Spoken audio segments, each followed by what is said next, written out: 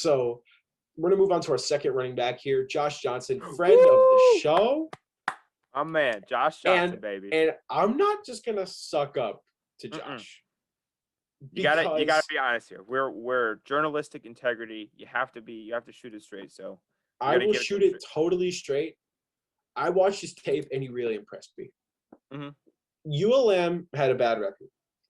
And just sitting down and looking at like his stats, I'm like, okay, pretty good junior year, like a really, really good junior year. We're talking 1,300 yards, 11 touchdowns. That is great. Yes. He didn't repeat it in his senior year, mainly because of COVID season, and his team was lacking. I'll put it like that. His team was lacking. So, and teams were kind of low preparing for him because he had 13, 14 teams were preparing for him, stacking the box, loading it up, making sure that he doesn't get past them. But you want to talk about battering ram? This dude is a battering ram. Like, this dude is mean, and honestly, I like him. I like him. Yeah, I like him a good amount. So, just kind of what do you think? Well, first of all, I gotta say Josh Johnson's the GOAT. That's just facts. We know this.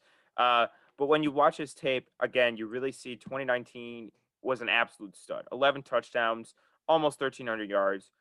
Total beast. If he would have declared that season, or if that would have been his senior season, I think honestly he goes in probably like the 5th or the 6th round. I definitely think the guy gets drafted. This season, COVID. You gotta understand, small school guys, COVID really messed them up. He told us on our show, which by the way, if you haven't already, check out the episode. It was a great interview, great guy. He told us that he actually had COVID up until the Thursday of his first game. So he had like 4 days. He had like 3 days to get his body ready to go play. It's not a lot of time, especially when you're a running back. UL Monroe was not a good team last year. I believe they went 0-8, weren't good, and teams kind of knew to zero in on Josh Johnson. So obviously his stats look a lot worse than they did in 2019. But watching the 2019 tape, I mean, you see a guy with good speed, good vision. He can put his head down, get a few extra yards. I really like his nasty running style. I think that personally, again, our running back room's a little bit crowded right now. I think he definitely makes the practice squad, and I think he runs the way Pete Carroll likes to see running backs run. So I definitely think he'll have a shot to make the roster down the road. But I think right off the bat, he's not going to make the roster. But talking about, and I forgot to mention this with a couple of these guys, Josh Johnson is going to be one of the guys that is going to need to ball out in the preseason. This goes for a lot of these guys. I think very few of them are like kind of guaranteed spots. But Josh Johnson, if Josh Johnson balls out in the preseason, I think we could definitely see him more down the road later in the season. Yeah, I mean, overall, I think that this could be a big pickup for us. And I mean, I'm looking at this 2019 stats: 201 attempts, 6.5 yards a carry, and he did a little bit in the receiving game, getting 9.5 yards per catch. I'm really liking that. And once again, a guy who's gonna have to fight for a roster spot, but preseason is gonna really help him out. And we're rooting for you, Josh. We hope you make the team. Next up is kind of, in my opinion, at least, this is my guaranteed 100% best pickup of the UDFA class. This is my guy. This is the person who I think has the second best chances of making the team, but I like him most as a player. Cade Johnson, wide receiver out of South Dakota State University. They may be saying South Dakota State University, like, it's not even the University of South Dakota. How is he good? This team is a legitimate powerhouse in the FCS, yeah. And FCS, and I think they're actually playing in the championship game next week. Funny you should mention that. Actually, they are playing the championship game. You're absolutely correct. So, Kale, if you're watching this, my man, best of luck to you. I'm rooting for you. I'll definitely be watching. And go Jackrabbits. So, you've had a great. That is a top 5 name in college football. Kale, you've had a great season, my man. So just keep it up and best of luck. Had to give a quick shout out. Sorry, had to flex a little bit. Just kidding. Overall, I like Cade Johnson a lot. Like, this guy was a consensus 4th to 5th round pick, and he's fell for some really unknown I don't reason. know how. I have no idea how this He's not an athletic freak. He's 5'10", 184, but like, people may have been concerned with his competition level. Oh yeah, he wasn't that great against. He didn't play against the top level. He played in the FCS. That doesn't count, even though Trey Lance just went number 3 and he plays in the same conference. Yeah, but you know, sure, that's a concern. This dude goes to the Senior Bowl and absolutely like dominates the competition. Like, he was one of the best players at the Senior Bowl, and he was spinning people around. He had this play where it's on the sideline, he does a fly route and just pulls in a nice one-hander with the contact on the other hand from the DB. Did you see the corner route he ran? Did you see the corner route? Yeah. I mean, this dude's route running is electric. Crispy. And I'm going to get a ton of hate for this. I see Doug Baldwin. Oh my gosh, I was really hoping you were going to pass it to me. I was literally about to say, this is our Doug Baldwin. And I think you're absolutely correct. Absolutely. Not just as like a pickup wise, like as an actual player, this dude reminds me a lot of Doug Baldwin. He's not super physically gifted, but his route running and his hands are absolutely phenomenal. So I'm going to pass it to you now, Mike. Well, 28 touchdowns in 3 seasons. What do you think? Just to kind of continue the train of Doug Baldwin that you were just saying, Cade Johnson is 5'10", 184. Doug Baldwin is 5'10", 189. Literally could not be more similar in that aspect. Cade Johnson and Doug Baldwin are both great route runners with decent speed, nothing spectacular, nothing jumps out. But in certain situations, I would rather have better route running than better speed, right? He just gets open. Great hands, great route running. This is exactly the comparison of Doug Baldwin. You said that you were going to get some hate, dude. If you get hate for this comparison, I don't know what to tell you. There are just some stupid fans out there because that's a perfect comparison. I think that this is a guy who's going to, if I had to bet, like put money on one of these guys to make the roster, it's Cade Johnson. I think that he's really going to get open. Route running is one of the few things that really translates to the next level. Because, you could do, there's people who are bigger, stronger, faster, whatever. But if you can have consistent good route running, you can continually get open. Good route running is good route running. It doesn't matter what competition you're going against, who you're playing, whatever, right?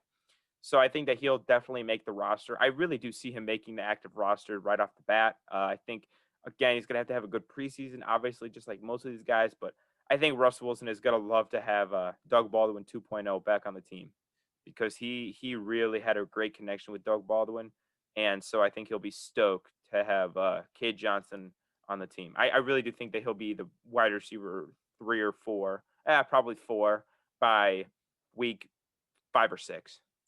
Yeah, and he also possesses pretty good return ability, which is also nice. The one issue that I see with this pickup, and the one thing that's holding me back from him thinking that he has the best chance of making the team, is that we got a guy who plays slot receiver in the 2nd round. So True. That with our first pick, we like this guy so much that we're just gonna get him. And I think Cade Johnson's one of those situations where like you defy all needs and just like, oh, this is the best guy available right now. But let's go out and get him. But to your point, which you're not wrong with what you're saying, but if you kind of watch the way the Rams play their scheme, and obviously we just got Shane Waldron. Over the course of the time there, they've got Cooper Kupp, Robert Woods, Brandon Cook. Those are all guys that kind of play in the slot. And they kind of mix them around a good amount. They get motions, they get whatever, they get jet sweeps, all that type of stuff. So I feel like to have more talented slot receivers is a very good thing running our new offense with Shane Waldron. So I think that you're right in the fact that him and Dwayne do play slot, but I think that that's actually a good thing. It's actually a good thing for our offense, in my opinion.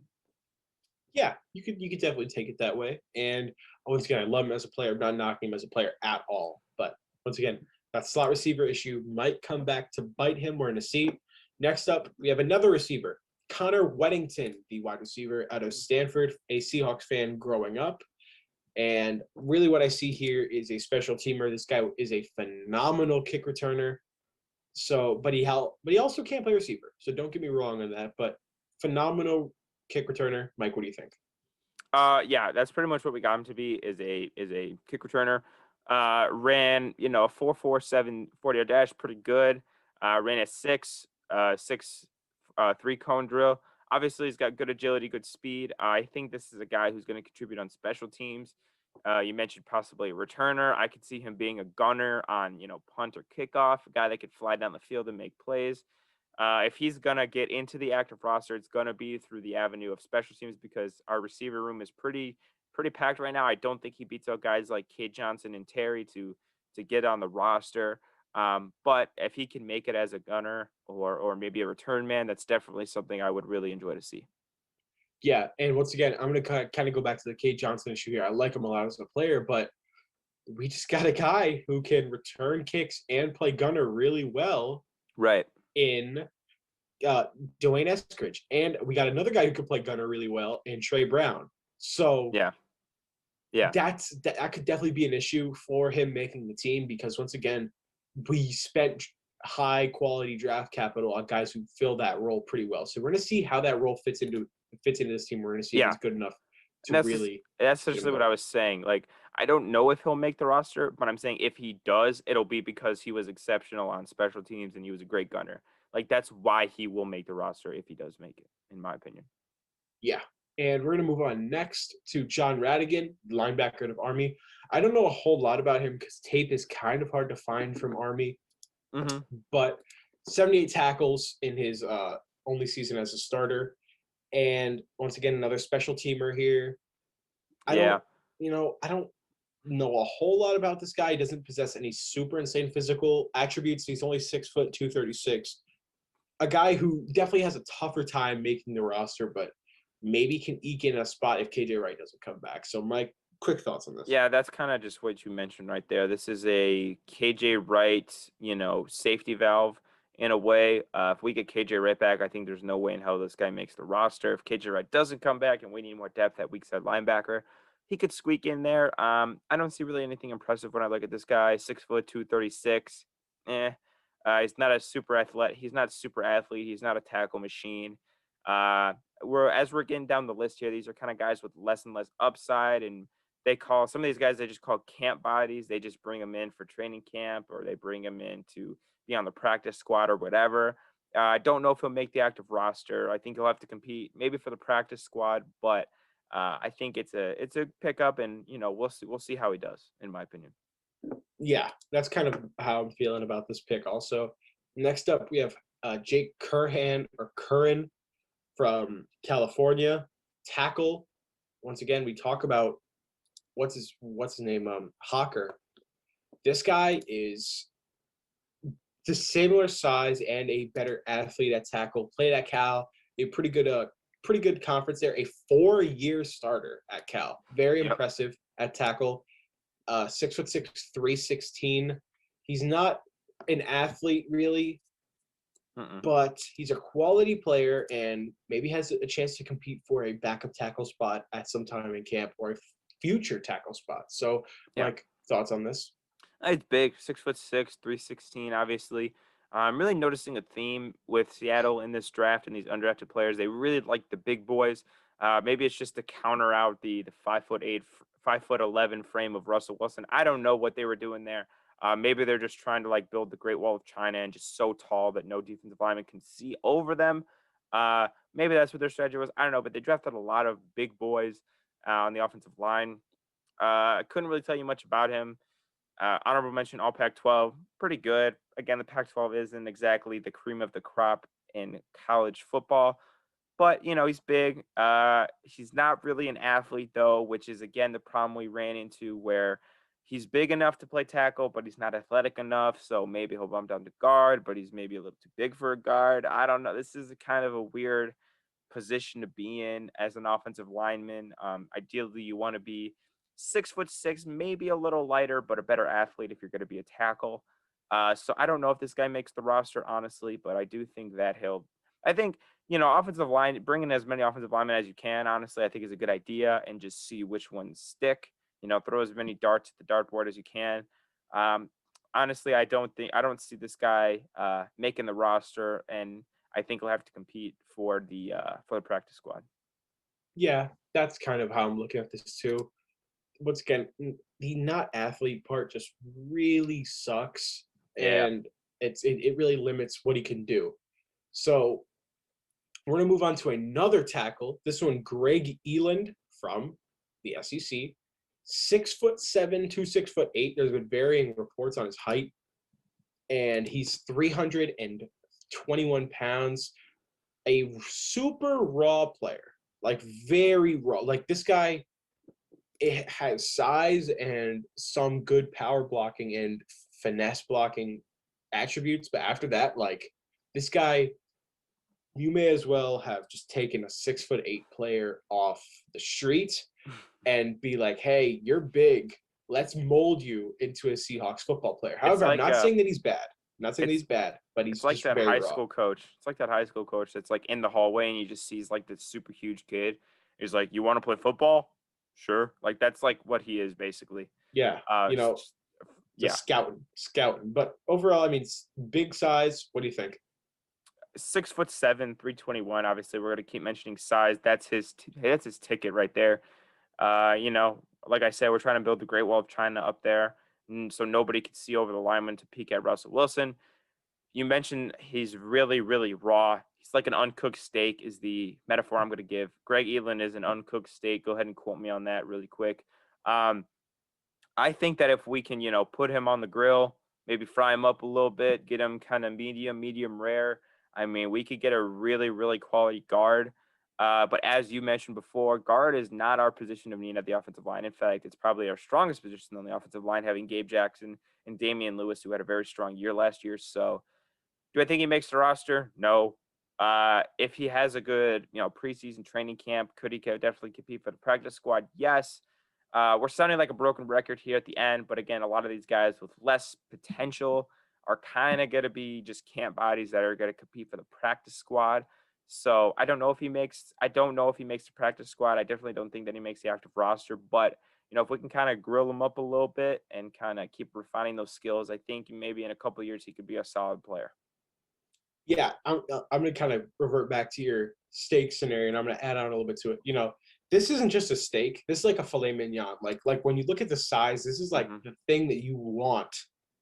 Right. But there's so much you have to do to it to make it good. You have to season it. You have to season it right. You got to cook it right. Right. You got to do everything right with this guy. Yeah. It's the absolute premium size and skill, but it's just so much that you have to do. Is it worth the project? That's kind of what the Seahawks are going to have to ask themselves here. And we're going to move on to our final prospect, Jared Hewitt, the defensive tackle out of Virginia Tech, the only defensive line pickup the entire draft. And the Seahawks, I don't know if you've heard about this guy, our new number one defensive tackle was also an undrafted free agent, Mr. Poona Ford from the University of Texas. And Hewitt possesses something that I find really interesting. He does seem to be a very legitimate pass rusher. 9.5 sacks in his final 2 years at pass rush. Mm-hmm. Even the best prospects in college football maybe get 9 sacks in their best season. So like the fact that he got 9.5 in 2 years is pretty impressive, especially at the interior. Yeah. He's athletic enough. And I think what the Seahawks are kind of looking at here, they're like, okay, Poona Ford, not a pass rusher. Al Woods, really not a pass rusher. Brian Monet can be a pass rusher, but it's just not super quick enough to get to the quarterback. Right. This could be our guy who we slide in at 3 tech or something like that and be like, hey, go get the quarterback once or twice a season. That's literally all we need. Maybe put him in a clutch moment or something like that where teams are maybe in a 2-minute drill and you're expecting the pass. That could be something. But overall, what do you think about this? I think you hit the nail right in the head with Jared Hewitt. I mean, he's a pass rushing defensive tackle, which is definitely something that we need because we have majority run stuffing guys. I think you kind of mentioned it where he's like a situational player. I think when we're in our nickel defense where we kind of know they're going to pass, it's 3rd and 10, 3rd and 15, whatever, and we just kind of need to get to the quarterback. I say we could definitely sub him in because he could be good at, getting to the quarterback and not so much just plugging up holes and stopping the run. So I think nickel is where he's going to really have to shine.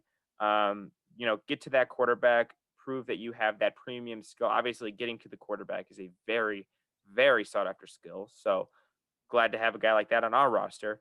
But again, that's going to be his ticket is getting after the quarterback. And I actually think this guy can make the roster at some point in the year. Maybe not right off the bat, but I do think he'll make the roster at some point in the year. But yeah, I know. Out of all of like the last tier guys that we've mentioned, like the last like 5 or 6, I think this guy's got the most potential for sure. Yeah, and once again, this guy's really gonna have to ball in the preseason against that kind of lower competition, second string, third string offensive lineman. This guy's gonna have to prove himself, be like, hey, I'm good enough to make this team and rush the passer at a starting level. So I think that's what Pete Carroll's going to really need here. Overall, looking at this class, the question I'm going to ask here is, who do you think has the best chance of making the roster and why? And I'll go first real quick because my answer is Tamari and Terry, mainly because we do not have a fifth wide receiver on a definitive fifth wide receiver. That fifth wide receiver spot is totally open. It could be Penny Hart. It could be John Ursua. It could be Tamari and Terry. It could be anybody. So I'm really kind of looking in here at what would make us keep them. Why would we keep this person? Right. Size. Literally, the reason is size. We have DK Metcalf, one of the biggest receivers in the NFL. Dude is 6'3", 230, and is a total behemoth of a man. Tyler Lockett is like 5'10" and weighs like 195. Yeah. Small. 195 like soaking wet, yeah. Yeah. Dwayne Eskridge, who's 5'9" and about 200 flat. Once again, small. And then we have Freddie Swain, who I think measures in at like 5'11", 6 foot, around that area. But Terry's 6'3". And you kind of look at it as like red zone situations. That's really what you look at. Great potential here with this guy. I feel like this is a player who, if you let him hit the open market after being cut, somebody's going to be like, oh, this is our guy. Especially if he has a good preseason. Somebody's going to be like, oh my God, the size. He had a good preseason. We'll snatch him up right now real quick and just bring him in. That's kind of what you're going to have to look at. And I think overall, like, you look at this as like a red zone situation. Imagine a red zone situation where we bring in DK, Tamari and Terry, and Colby Parkinson. And just let them all run fades and see who gets the most open, and let Russ just do a classic moon ball and throw it up. I say we just go like trips right and just 3 fader outs and just throw it up. Like, you can't tell me one of those 3 guys isn't going to come out. And have them line up like a foot away from each other and just have them all run straight. It'll be like Moss playing Moss as a kid. It'll be like at school. Yeah, exactly. Yeah, pretty much what I was going to say. Yep. Yeah, but that's my candidate. Who do you have? I think I'm going to go with Cade Johnson. And that's not just because I kind of have an inside source at SDSU who is telling me a little bit about Cade Johnson. I think that really he really reminds me of Doug Baldwin. I was so happy when you brought that up. Great route running, which again, if you look at all of the traits of a wide receiver going from college to the NFL, I think route running is the one that translates the most. He's a great route runner. He's got great hands. He's got a good understanding of defenses and how to get open. I think that's a very, very valuable asset. Especially for, a rookie wide receiver and playing with a good quarterback like Russell Wilson. I mean, Russell Wilson understands those same things. And, especially when, play breaks down and Russell Wilson scrambles out like he so often does, you need guys who know how to find space and get open. I think Cade Johnson really does that well. Obviously, he's not a super freak athlete like, maybe Terry is, or like a DK Metcalf type. But I don't think he needs to be. I think Russell Wilson was very, very comfortable with Doug Baldwin, who, again, also wasn't a super athlete. So I think Cade Johnson is our best pickup, and I think he's the one that's going to be most likely to make the roster, in my opinion. Yeah, I have him as my second. And real quick, I mean, it's not like both those guys can't make the roster. It's not totally uncommon that teams have 6 wide receivers on the team. Right. Like, especially if the Seahawks are done making their cuts and they have 1 or 2 spots remaining, and they're just like, yeah, we'll allow Cade to stay, and we'll allow they have everything picked out, and they have like 1 or 2 spots left on the board. If they're like, it's not a big deal if we have 6 wide receivers. We'll allow Cade or Terry or somebody else like that to stay. So, and one of those guys could definitely like hang on the practice squad, be like the guy like that they're gonna call up next. I feel like that's what happens.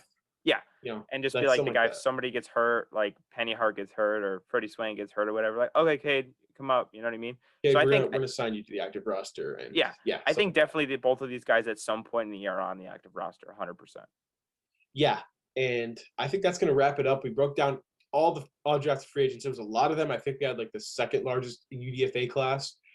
So, I mean, it's definitely a stacked class. There's a couple guys who, have, I think the outline, if you had to describe this in one word, it's potential. There's a lot of potential in this class. And I think that's kind of the name of the game when you're bringing UDFAs. So it's going to be interesting to see how these guys pan out, especially in the preseason and camps coming up. So that's going to wrap it up. Thank you guys for listening. If you like we said at the beginning, if you haven't subscribed, subscribe for great content.